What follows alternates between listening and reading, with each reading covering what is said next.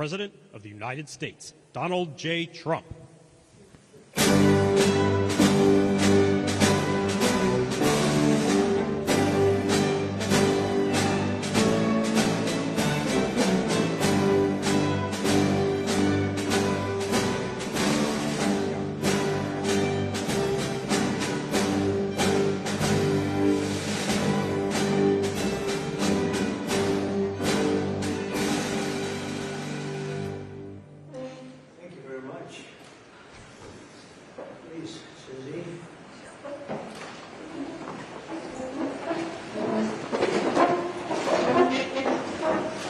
No place like the White House. Do we agree? Agreed. Right, Mr. Kraft?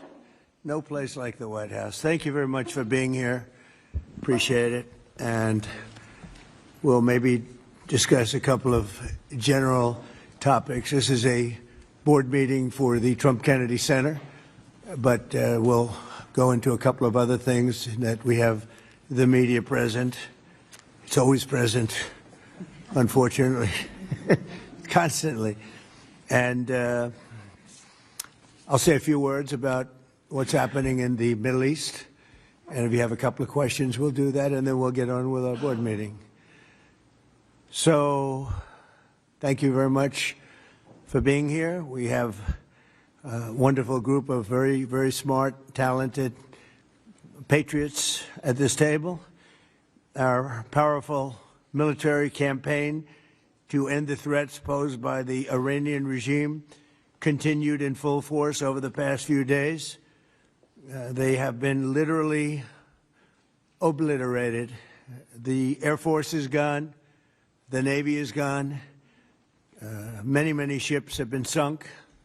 They're warfighting ships, but I guess they didn't know how to use them. And anti-aircraft is decimated, their radar is gone, and their leaders are gone. Other than that, they're doing quite well. They've been a terror for 47 years, and now I guess the world, through the United States, with the help of Israel, is doing what should have been done many years ago. Should have been done many years ago. Since the beginning of the conflict, we've struck more than 7,000 targets across Iran, and these have been mostly commercial and military targets. We've achieved a 90% reduction in their ballistic missile launches and a 95% reduction in drone attacks. The missiles are trickling in now at very low levels because they don't have too many missiles left. We've also attacked the manufacturing plants, the places where they manufacture the missiles and the drones, and that's going on today. We just hit 3 of them today, and it's getting very hard for them to manufacture. More than 100 Iranian naval vessels have been sunk or destroyed over the last week and a half. That has to be some kind of a record. Additional strikes continue to launch from all directions every single hour. And as you know, we attacked Carg Island and knocked it literally, destroyed everything on the island except for the area where the oil is. I call it the pipes. We left the pipes. We didn't want to do that, but we will do that. We can do that on 5 minutes' notice. It'll be over. But for purposes of someday rebuilding that country, I guess we did the right thing. But it may not stay that way. Just one simple word and the pipes will be gone too, but it'll take a long time to rebuild that. We are aggressively dismantling Iran's defense industrial base, and ability to rebuild its missiles and drone capability is getting down to close to zero. And we're hammering their capacity to threaten commercial shipping in the Strait of Hormuz, with more than 30 mine-laying ships destroyed. We hit, to the best of our knowledge, all of their mine-laying ships. Now they can put them on other types of ships, I guess, and drop them in. But we don't know that any have even been dropped in. We're not sure that any have been. That's a big negative for them if they do it. It's a form of suicide. But we don't know that they have dropped any in. But we've hit all 30 of their ships and destroyed them. They're all at the bottom of the sea. We strongly encourage other nations whose economies depend on the Strait far more than ours. You know, we get less than 1% of our oil from the Strait, and some countries get much more. Japan gets 95%. China gets 90%. Many of the Europeans get quite a bit. South Korea gets 35%. So we want them to come and help us with the Strait.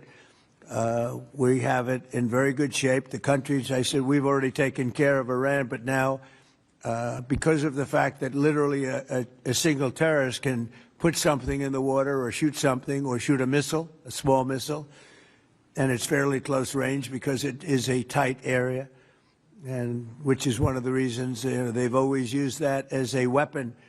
Iran has always used that as an economic weapon, and it's not going to be able to be used very long. Numerous countries have told me they're on the way. Some are very enthusiastic about it, and some aren't. Some are countries that we've helped for many, many years. We've protected them from horrible outside sources, and they weren't that enthusiastic. And the level of enthusiasm matters to me. We have some countries where we have 45,000 soldiers, great soldiers, protecting them from harm's way. And we have done a great job. And when we want to know, do you have any minesweepers? Well, would rather not get involved, sir. I said, for 40 years we're protecting you, and you don't want to get involved in something that is very minor, very few shots going to be taken because they don't have many shots left. But they said, we'd rather not get involved. I just want the fake news media and everybody else to remember that that was said, because when I've been a big critic of all of the protecting of countries, because I know that we'll protect them, and if we ever needed help, they won't be there for us. I've just known that for a long period of time, just like I knew about the Strait, that it would be a weapon, which I predicted a long time ago. I predicted all of this stuff. You guys were very generous in that. I predicted all of it. I predicted Osama bin Laden would knock out the World Trade Center. I made that prediction a year before he did it. I said, you better get him. He's a bad guy. I watched him be interviewed one time, and I said, that's a bad guy. You better get him. 1 year before, exactly, I wrote it in a book. You can even check, about a year before the World Trade Center came down. President Clinton actually had a shot at him, and he didn't take it, unfortunately. I'm not blaming him for that, but he didn't take it. And he ended up knocking down the World Trade Center, but I predicted that too. I predicted a lot of things. We strongly encourage other nations whose economies depend on the Strait for blood. I mean, these people literally need it. 95% of their energy or their oil comes out of the Strait, and they should be in here very happily helping us. And it's incredible. We have such great, we're number one in oil by double now. We drill, baby, drill. We're double any other nation, and it's going to be soon triple any other nation. And that doesn't include Venezuela, who's been great. By the way, the relationship with Venezuela has been fantastic. Millions, literally millions of barrels of oil are being taken out, and it's been a great help, and it's been to their great benefit. The president has done a really good job.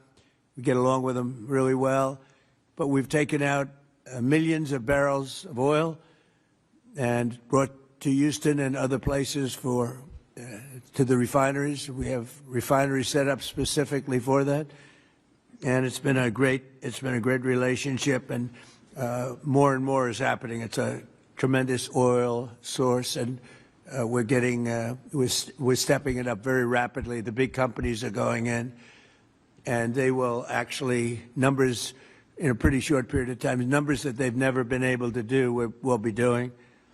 There's a lot of oil under that land. We strongly encourage the other nations to get involved with us and get involved quickly and with great enthusiasm. I have that from a number of them, and I'd like to say their names, but frankly, I don't know if they would want me to or not, because maybe they don't want to be targeted. But I say, wouldn't matter if you're targeted or not, because this is a paper tiger that we're dealing with now. It wasn't a paper tiger 2 weeks ago. It's a paper tiger now. So now we're going to get down to the reason. We'll take a couple of questions in a moment, but we're going to get down to the reason we're here today. Actually, this was set up a long time ago. It's the Trump Kennedy Center. Over the past year, we've made incredible strides to restore the true purpose and prestige of this revered institution. Together, we're going to ensure it remains the finest performing arts facility of its kind anywhere in the world. And I don't know that it ever really reached that stage, but it will over a period of time. We're rebuilding it. It's in very, very bad condition. It's been it's been somewhat of a disaster, to be honest with you. It's been let go to hell. That's what they've done. They did a poor job. They spent money in the wrong places. They built some theaters underneath that nobody uses, little ones, tiny theaters that cost $300 million. And the money was spent incorrectly, wrong. We're dealing with some networks on the possibility of renting those little theaters. Nobody's going to use them. They want the big halls. The halls are going to be incredible. They're in bad shape, but when they're completed, the bones are potentially something that could be unbelievable. So I want to, before we begin, I want to thank Rick Grinnell. He's been a friend of mine for a long time. He's been unbelievable. He was the ambassador, as you know, to Germany. There was no happier woman in the world than Angela Merkel. Angela. She called me, "Thank you, sir, thank you." Although she liked Rick a lot, there was nobody happier that he was no longer going to be the ambassador to Germany. He was difficult for them. He was not your typical ambassador. He was the opposite. He would do what was best for the United States, not for Germany. And I want to tell you, he did a great job. So good that I put him in charge of a thing called intelligence. And something he didn't really want to do, but he did it, and he did it incredibly well. There were a lot of leakers. He found out the leakers. And when he didn't find out who the leaker was in a certain area, he fired everybody. And he went into one room where there was leaks coming out. These are long-term problems that these various places have had. And he said, "Who's the one that leaked this?" And they wouldn't admit it, so he fired the whole room. And he did a good job, I'll tell you. He was very good. And during this transition period, I asked Rick if he would run it, because we wanted to see. And if you remember when we first took it over, I didn't do it with enthusiasm. I did it because somebody had to do it, had to turn it around, because it was failing. It would have closed, and physically it would have almost fallen down. It was in very bad shape. The steel columns outside, as an example, were meant to be covered. You know, exposed steel is unusual to have in building. What I do best in life is build. I build buildings really well and under budget and ahead of schedule. That's what I do, unlike the Fed building, which is going to cost billions of dollars. It may never open. I mean, right now, we have a wonderful a wonderful new head of the Fed coming in. I don't know if he'll ever be able to occupy this complex that was destroyed by Jerome Too Late Powell. I call him too late because he's always too late with interest. Should cut interest rates. He should cut them right now. They should have a special meeting. What's a better time to cut interest rates than now? A third-grade student would know that. But that's a terrible thing. But what I do is build. I build great stuff. And what we're going to do is, right outside. In fact, if you look behind me, see the nice gold curtains? If you want to look into a nice foundation and you want to see a lot of work, very deep, very, very deep for specific reasons, we have a magnificent ballroom being built, because this is the biggest room, and it holds like 98 people for dinner. But behind me, you're going to have a ballroom that this building and the people occupying it in particular, every president for 150 years has clamored for a ballroom, a large, beautiful room. This is a cocktail room, and this will actually be, this whole floor will end up being a cocktail room for the cocktail area, or pre-area for the ballroom before dinners. So we'll have heads of state. We can't even do a heads of state dinner. Usually what they do is they would do them on the lawn with a tent. But when it rains, the lawn is very low. And you know the land in Washington. It was built on swampy, wet land. And when it rains and you have the king of Saudi Arabia, we have, as an example, the king of the UK, I would say king of England, who's a great guy. He's coming in very soon. And when it rains, you know what happened? The rain would go over their feet. It would be about 4 or 5 inches over their shoes. This was not good. So, and it rained a lot. So we're building, finally, because I do that. And by the way, no taxpayer money. I want to put that, zero. It's going to be, it's on time, on budget. It'll be under budget. Be literally, we're having it under budget, other than we've upgraded it in terms of the marbles we're using. We're using onyx and stones that are incredible. But it'll be something really spectacular. I'm looking at Mr. Steve Wynn, who's over there. He built a spectacular building, and he knows Trump builds a spectacular building. I build better buildings than him. I don't care what he said. But Steve is over here, and he really, with his incredible wife, Andrea, and thank you both for being here. Andrea is on the board, and Steve is so in love with his wife, he asked whether or not he could come. And I can say the same thing for the great Bob Kraft. He's got a wife that's so wonderful. He said, do you think I could come? She didn't have to accept that, you know. She could have said no. But Bob said, I would like to come. So, Bob, we will not let you vote, although his vote would be a good vote. He will vote for the proper thing. But it's good to have you both here.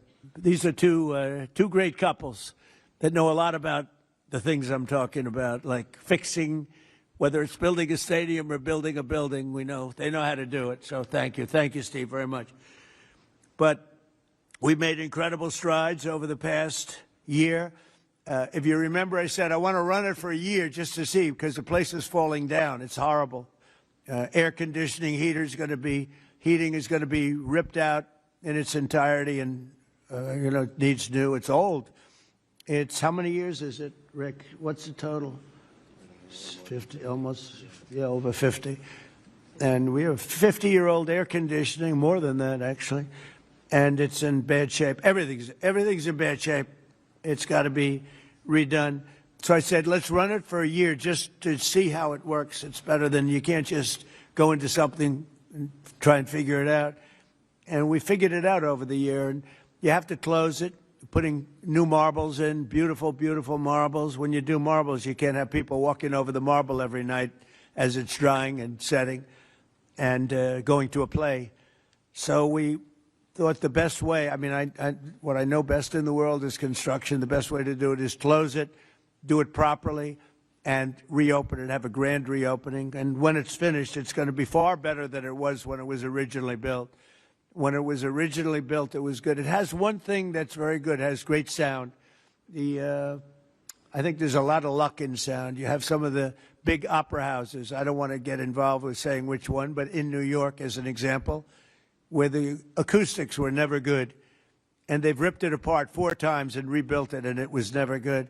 The good thing about the Kennedy Center, the acoustics are good, and they'll only be enhanced based on what we're doing. A lot of it has to do with the stones and the stones you use, the marbles you use, etc. Over the past year, we've made incredible strides to restore the true purpose and prestige that this building will soon gain, I think, at a higher level than it had before.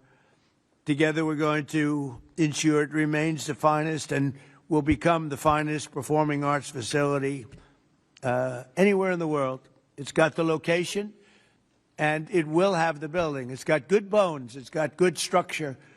Again, they wanted to originally cover the exposed steel. It was painted a cheap gold, and we turned it into a very expensively painted white, very heavy coat of very powerful white paint meant for steel, exposed steel, a very different kind of paint, but it's almost like putting a stone over the top of it. And the color is white, shiny white, and it looks, a lot of people have commented, it looks so much better. Before they had the steel painted gold, and the gold was very cheap. There's actually never been a paint that's made that will look like gold. Steve will tell you that. You can't, you either gold leaf it or use real gold bullion or you use a different color, Steve. Nobody's ever been able to make a gold paint that looks real. Little minor thing for the media. I'm sure you're thrilled with hearing that. But there's never been a paint. I said someday I'm going to discover a paint where you don't have to actually use gold leaf. Gold leaf is a very, very big and expensive process, but it's a beautiful thing, but not when you use paint. So we got rid of the gold columns, which looked always terrible. They looked cheap and they looked fake, very much like the media, actually. And we took the columns and we painted them white. Before we painted them matte, very importantly, we structuralized them. We replaced bad steel that was very badly rusting. I mean, these are columns that are holding up a building. And we had to replace areas of columns that were actually rusted out because it was in very bad shape. It's not even describable how bad this building was, both inside and out. I want to thank Rick Grinnell, but you really did a great job, Rick, on this, and we appreciate it. I'm looking for your next venture, because he really was, there was a story he got fired. He didn't get fired. He was here for a short period of time, for a year, figuring it out with Matt and everybody else, and Matt now is going to take over, and he's a pro at construction, great at construction, and I think Matt would like to run the facility too. He's fallen in love with it, and I think he'd do a good job, but if I don't think he will do a good job, I'll say, Matt, you're fired, I'm getting somebody else. So you're under no pressure, Matt, okay? It's like Bob Kraft. If a football player doesn't perform well, typically you will fire him immediately, Bob. Do you ever let them stay around for 4 or 5 years if they're bad? Not too many times, right? So, anyway, I learned from you. So I want to thank also Attorney General Pam Bondi, who's been fantastic. I don't know, is Pam here someplace? Oh, hello, Pam. Good. She's been great. And the Speaker of the House, he's got the easiest job of anybody in government. He's got a majority of 2. I don't like to say 1 because it varies, but between 1, 2, and 3. And I think you're the only man that's ever lived that's able to be very happy about it. In fact, when we get up to 3, you know, every once in a while we get up to 3. Actually, for a period of time, we had it up to 4, and then we had a death. And death is very bad when you're the Speaker and you have a majority of 2 or 3. But we had a death, and then we had another death, and we had some things, and but we're looking very strong. We had one man who was very ill. It looked like he wasn't going to make it. I don't know. I won't mention his name. Should I? Do other people know his name? Do you want to mention it? He'll be proud. Go ahead. Tell him the story. Okay. Well, thank you, Mr. President. Congressman Neil Dunn of Florida had some real health challenges, and it was very serious, and had a pretty grim diagnosis. And I mentioned it to the President, and I said, Congressman Dunn is a real champion and a patriot because he's still coming to work, and if others got this diagnosis, they would be apt to go home and retire. And what was the diagnosis? It was, I think it was a terminal diagnosis. He would be dead by June. Okay, that wasn't public, but yeah, okay, that's it was grim. That's what I was going to say. I don't think with a heart problem, by the way. This was a heart problem. So, long story short, the President called him to encourage him and thank him, and they had a conversation, and the President mentioned in the course of the conversation, you know how to get my doctors involved, and they did, and within a number of hours, they took him to Walter Reed, emergency surgery. The man has a new lease on life. He acts like he's 30 years younger, and he walked into the conference meeting, and we thought we'd seen a ghost. And I spoke with him over the weekend, and he's encouraged and thankful, and he thanks the President for his leadership and intervention, and thank you. Thank you. He actually called Mike. Mike called me and he said, sir, we're up by 3, but we're going to lose 1 by June. I said, who? Neil Dunn. He's a great congressman. Incredible. He called to say that he was terminal really bad heart. There's nothing they can do. I said, that's bad. Number one, it was bad because I liked him. Number two, it was bad because I needed his vote. But he really said, he said, Mike, I'm going to last this out for the president and you, and however long I live, I mean, it looks like June is the time, but however long I live, I'm going to be voting for you. I mean, how many people are going to say that? Most of them are going to say, Mike, I'm retiring immediately. That's the end. He's an extraordinary man. But he didn't do that. It was really impressive. And then I realized I have doctors in the White House. The White House doctors are incredible. And they've helped me with other people. They're helping me with people right now. People that are very sick are like they're miracle workers. And I said, I have to call them. And I called the two doctors. They're both great. And they immediately went over to see the congressman. And he was on the operating table like 2 hours later. Yeah. And it was a long operation. They gave him more stents and more everything that you could have. I think he's got everything that you could possibly have. And they called up. They said, sir, I think he'll be fine. I said, you got to be kidding. He said, I think he'll be fine. And Mike was telling me the story that the other day he came into a meeting for the first time in a long while. Go ahead. Well, it was incredible. I mean, he has a new lease on life. He has more energy than a man half his age, and very encouraged and encouraged all of us. So, again, a testament to great leadership. And he's, my hat's off to Neil Dunn and his beautiful wife and family. He's an extraordinary individual. And just, you know, because I don't want to have a terrible story about this, I did it for him first and for the vote second. But it was a close second, actually. But I did it for the vote second. All right? I want to also introduce Susie Wiles, who's fantastic. She's our chief of staff. And she's an amazing person, an amazing fighter. And she announced a minor difficulty, which will be in good shape. Good shape for, he'll be around for a long time. She had a diagnosis, you probably saw it. And she's going to take care of it immediately, as opposed to waiting. She said, let's do it now. I said, do it immediately. Because with that particular ailment, the faster the better. That's the only thing I know about it. The faster the better. She's going to do it immediately. So she just started, actually. And she's going to be in great shape. The prognosis there is excellent, beyond excellent. So, thank you, sir. But who needs it, right? That's right. Who needs it? So before we took over, just a year ago, the legendary, this wonderful place was on the verge of, literally on the verge of collapse, both from a financial standpoint, maybe more from a financial standpoint, but also from a physical standpoint. Necessary maintenance has been ignored. The programming was very woke and out of touch with reality. And we had an orchestra that lost like $18 million a year, and they subsidized it every year. So what kind of an orchestra loses 18? And I'm being nice when I say 18, it was much more. And I started looking at the programming. They had tremendous union difficulties, like 19 different unions, and driving everybody crazy.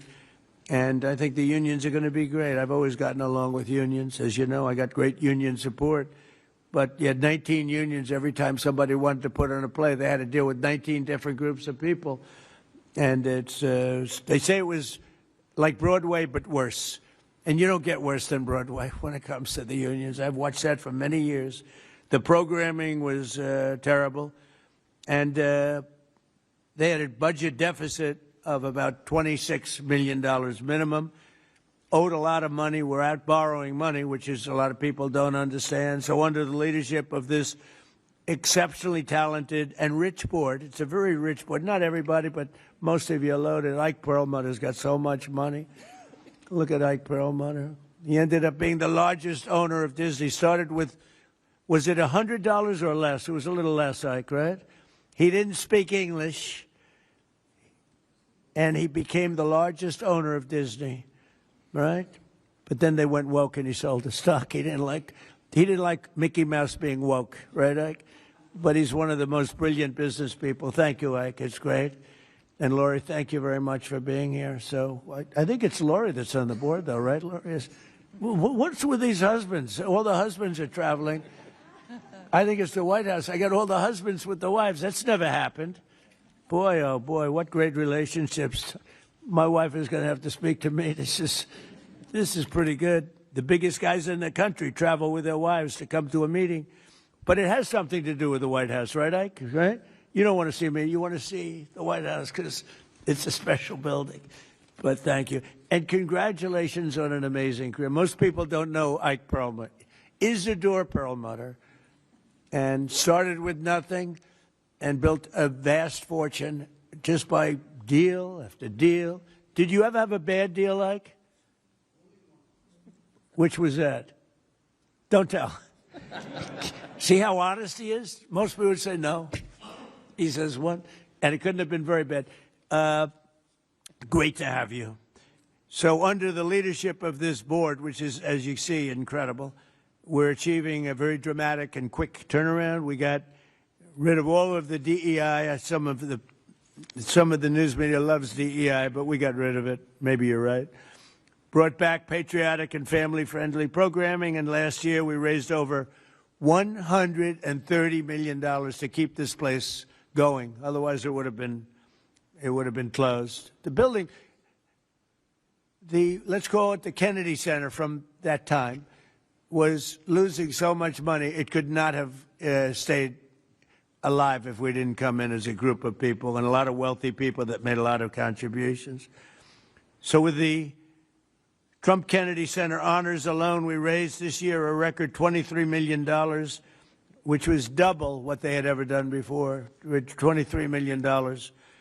There's still much to do. The previous management left us a facility in very bad condition. Abysmal is the word, and everything from busting pipes and leaks to serious electrical and structural problems. And some of it we fixed, but most of it we're saving for during the construction period because we'll do a much better job of it that way. Major renovations are required to keep the facility functional, and that'll start right after July 4th. We're going to have a little bit of a celebration, not a big deal, but a little bit of a celebration on July 4th. We'll have a little party, and then after that we close or we start construction. We're fully financed.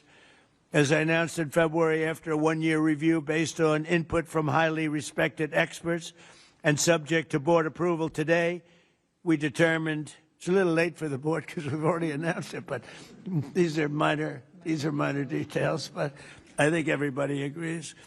But subject to board approval, we determined that the fastest way to bring the Trump Kennedy Center to the highest level of success, beauty, and grandeur is to cease the entertainment operations for a 2-year period of time as we complete high-quality, really high-quality construction. We've already purchased seating, as an example. We've already purchased a lot of the marbles and some of the things that are hard to get. Getting quality marble is very hard. It takes a long time. It comes from areas where it takes a long time to mine, and we're getting some of the best things you can. The marble is going to be incredible. The seats that we have, the seating is the highest level. Everything is the highest level. So this temporary closure will enable us to complete the work much faster and much higher quality. As an example, it's hard to show Shakespeare when you don't have any seats. As the seats are being changed, it's not exactly a great experience for people. So the right way to do it is just close it and fix it and open it. We'll begin right after, as I said, July 4th celebration. And thanks to the great, big, beautiful bill, we are fully funded, ready to go. And we have tremendous amounts of money coming in from some people around the table, but also from people that are not here, but that have made very generous contributions toward the Trump Kennedy Center. People that have never given to it before and would never have given it except I asked them to give. So, Rick, I thank you very much for the job that you've done, and I'm delighted that you really are. You did a great job. It was a little rough with a couple of the people, but that's okay. They've survived. Some of the artists, they took a pounding from Rick. It's almost like this guy right over here, Anthony. He knows what it is to pound people. Right, Ike? Anthony knows. Anthony's another great You're not on the board either, Anthony. You're here with your wife?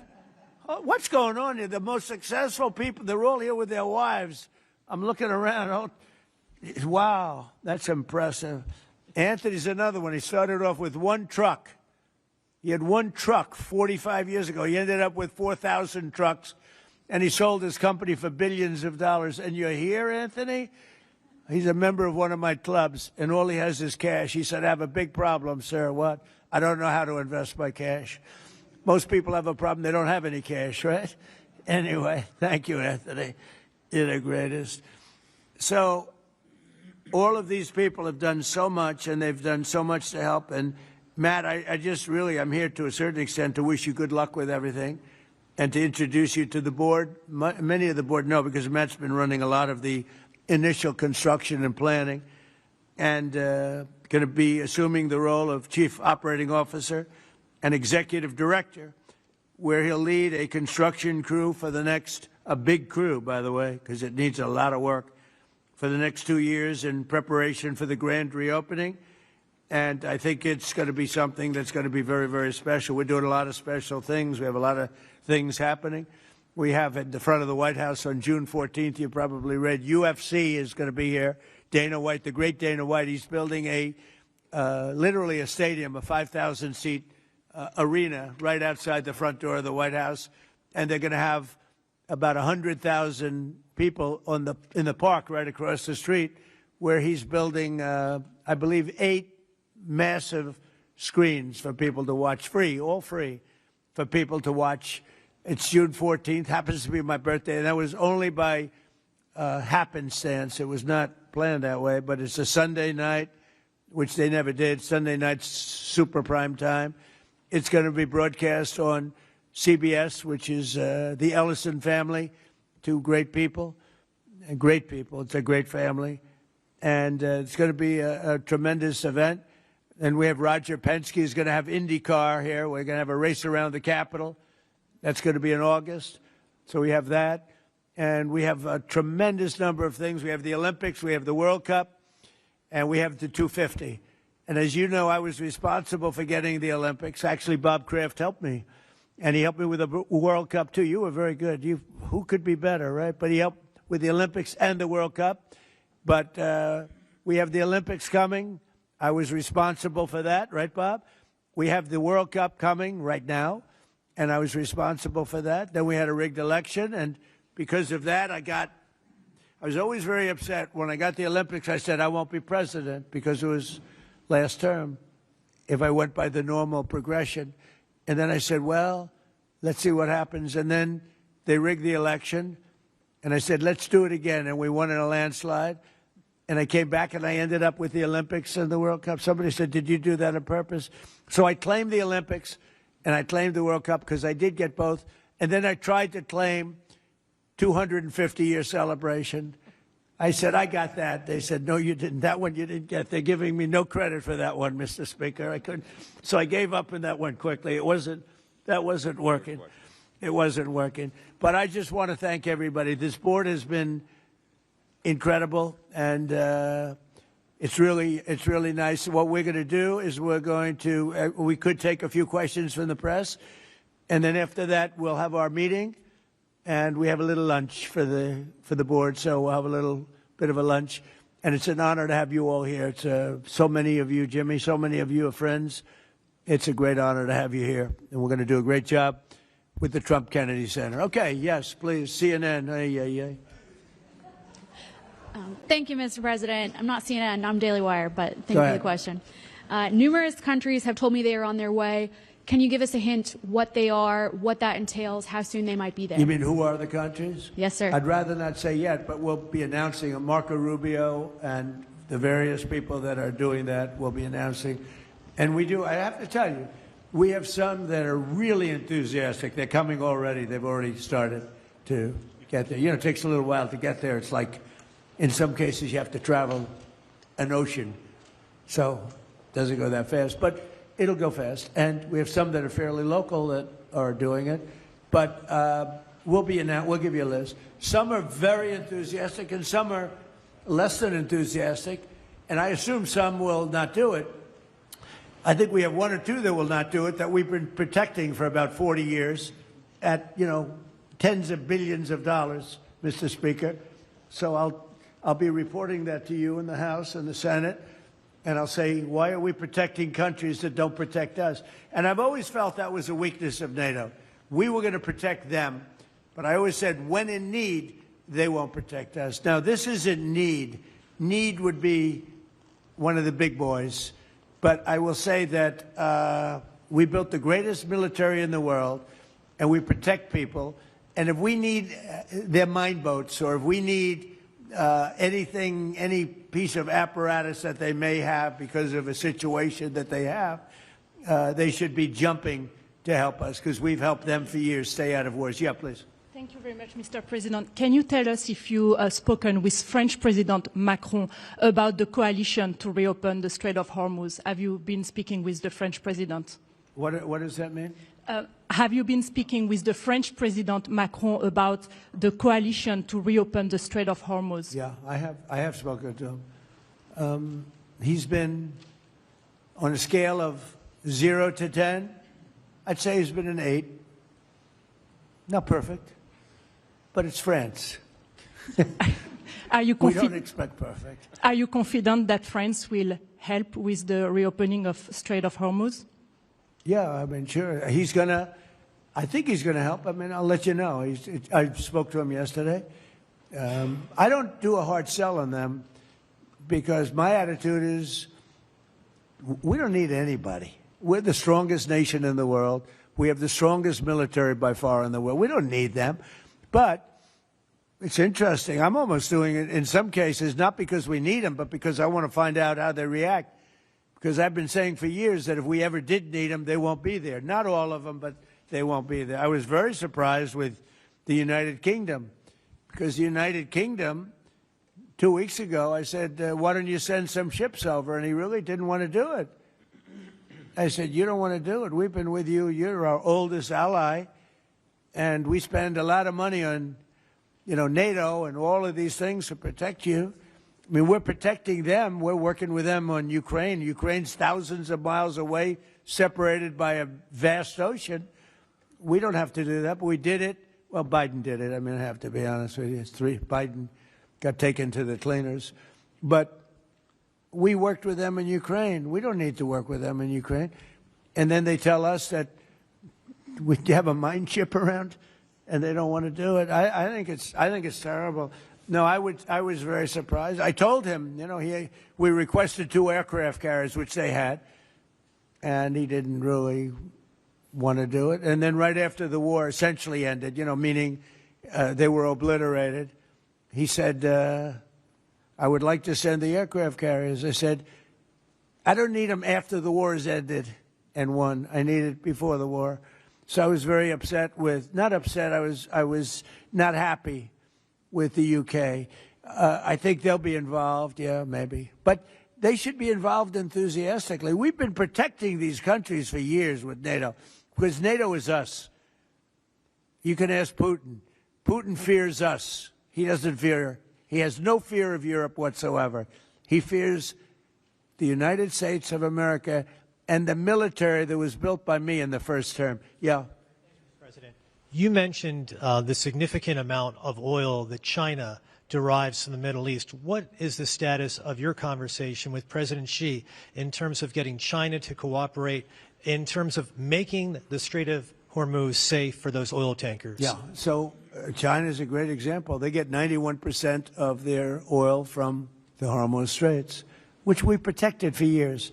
And it always bothered me that we have these countries. Japan gets 95% of its from the Straits, the Hormuz Straits. And it always bothered me that we're protecting and we don't need them. We didn't need them before we started dig we must. Dig me must, that's the Trump policy of lots of oil. And we didn't use them very much. It used to be at 10%. Now it's at almost 0. We don't need, we don't need oil.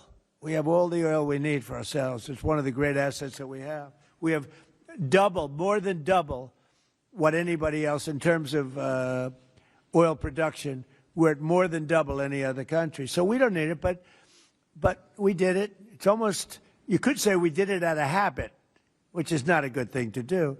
But we did it because we have some good allies there. We have some great Middle Eastern countries there, Israel there. So we did it for a lot of reasons. But it always amazed me that we did it. We never asked for reimbursement. And it was really there to serve other countries, not us. And by the way, we have the Sugar King. The same story. Look at that. Alfie von Hool. Alfie, thank you both very much. Huh? That's Pepe, yeah. Pepe. Hi, Pepe. How are you? How are you? Is Alfie in the backstage? Huh? Is he sitting back there waiting for you? No?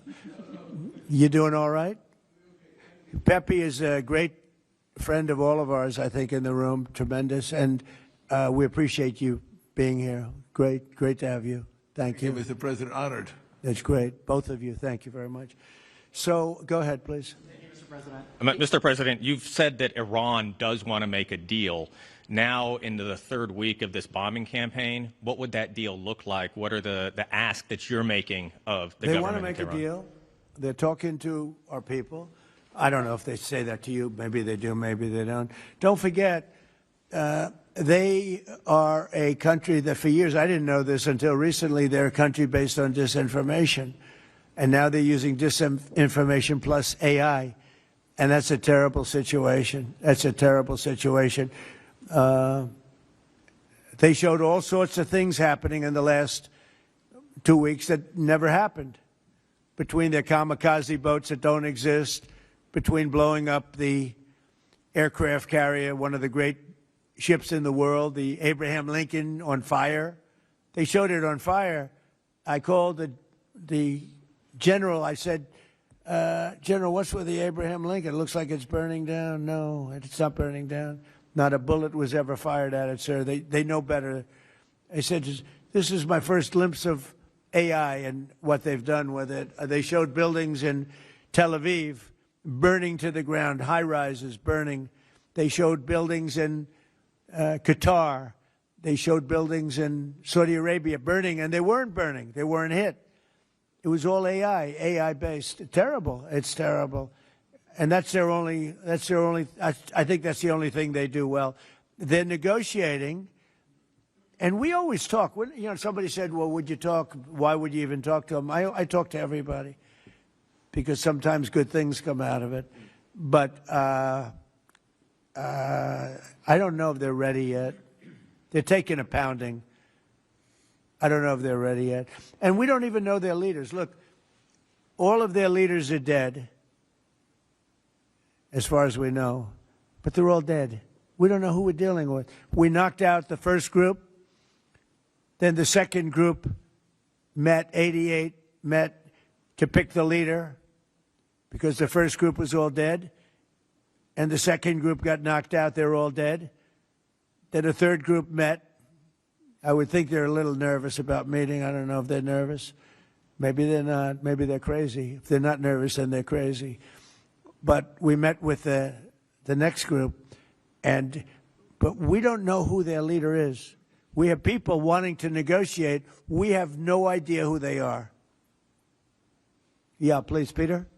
Thanks, President Trump. What are your advisors telling you about the Ayatollah's son, the new supreme leader? What are they telling you about him? Well, it's not only them, it's you people. I mean, a lot of people are saying that he's badly disfigured. They're saying that he lost his leg, one leg, and he's, been hurt very badly. Other people are saying he's dead. Nobody's saying he's 100% healthy. And he hasn't spoken because the Ayatollah would sit and he'd spew hate from a form of a throne. Not as nice as a throne. I like the English throne much better. But it was a fancy chair. But he'd spew hate from his chair. But you'd see him a lot, right? This one, we haven't seen at all. So that could be for a lot of different reasons. We don't know, Peter, if he's dead or not. And now that you've announced... I will say this, nobody's seen him, which is unusual. Something else. Now that you've announced that the U.S. has destroyed all of Iran's mine-laying ships, Why can't the U.S. just immediately reopen the Strait of Hormuz? Well, we could, but it takes two to tango. We have to get people to take their billion-dollar ship and drive it up. If when Pepe has his big sugar ships coming around and they cost $1 billion, and we say, I think it's okay now, Pepe, take your ship, drive it through the Strait of Hormuz. He may say, let me wait a little while, because it takes ship owners, and these ships are very expensive. They can cost up to $2 billion. So they don't want to take a chance that, gee, I think you'll be okay. They got to know it. So they don't have to set, we don't know if they even set any mines. But the thought that they may have is enough to keep people from saying, we don't need it. Now, we are pounding that area, that coast, as you know, left side. We're pounding it, like really pounding it hard. And again, they may have no mine set. We hit every one of their mine droppers. They call it the mine layers, right? The ships. They're pretty sophisticated ships. Every one of them is gone. But it only takes one. So it's a little unfair. You win a war, but they have no right to be doing what they're doing. But we're hitting them very hard. And today is a big day where we're pounding a certain area that has very much to do with the Strait. And I think we'll get it going very soon. In addition, we do have other nations coming in. You need people to watch and people to see. We have other nations coming in. Yes, please. If the United States is working to secure the Strait of Hormuz for the benefit of other countries like China, and our allies aren't yet stepping up to your standard, is the United States getting back to being the world's policeman? Look, the United States should not be very much involved. They can on a certain basis. They've been doing it for a long time. But I've always said, if you look back years ago, I said, why aren't we being reimbursed? These are the richest countries in the world. Why aren't we being reimbursed for maintaining the Hormuz Strait? And why aren't we being reimbursed for that? I've said that for years. You can go back. They reported on it yesterday. I've been saying a lot of things about the Straits. Number one, I said it's the one advantage they have, but that's a suicidal advantage because they kill themselves more than they kill the rest of the world. And there are things you can do with time. There are other things you can do. But I think we're going to have the situation straightened out pretty quickly, and I think we're going to have some good help. And I think we're going to be disappointed in some nations too. And I'll let you know who those nations are. One of your advisors, David Sachs, said the other week that the U.S. should, quote, declare victory and get out of the Iran war. Yeah, he also warned that if the conflict escalates, Israel may contemplate the use of a nuclear weapon. Has he shared that assessment with you? No, he hasn't. Israel wouldn't do that. Israel would never do that. And, there's a theory. You pounded them to hell, and you could just leave now, and it'll take 10 years for them to build back not nearly what they have right now. And I guess that's another theory. But we want to have it ended so that another president doesn't have. Look, for 47 years, no president was willing to do what I'm doing, and they should have done it a long time ago. It would have been a lot easier. There's no president that wanted to do it, and yet every president knew. I've spoken to a certain president, who I like, actually, a past president, former president. He said, I wish I did it. I wish I did, but they didn't do it. I'm doing it. Yeah. Which president? I can't tell you that. I don't want to embarrass him. It would be very bad for his career, even though he's got no career left. Go ahead, please.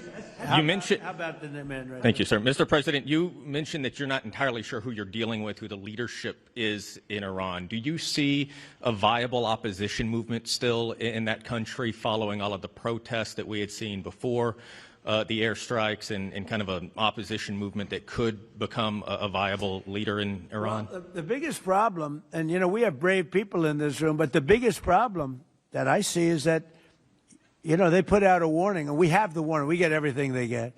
And it said any protester that goes onto the street will be immediately shot and killed. This is a little tougher than the American way. This is not. this is not quite as tough as nobody can believe it. So I can't imagine. They don't have guns, and the other ones have guns, highly sophisticated machine guns and AK-47s and other kinds of guns.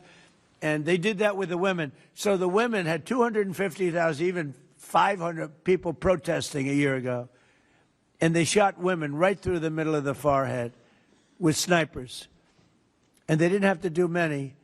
About 10 went down bleeding profusely, and 250 to 500,000 women went running in the other direction, because they can be brave, but they're not stupid, and they have no gun, and you have snipers in buildings specifically for this reason. So a woman goes down falling, bleeding from the head, and it doesn't take long for that to spread. And when that spreads, that crowd dispenses.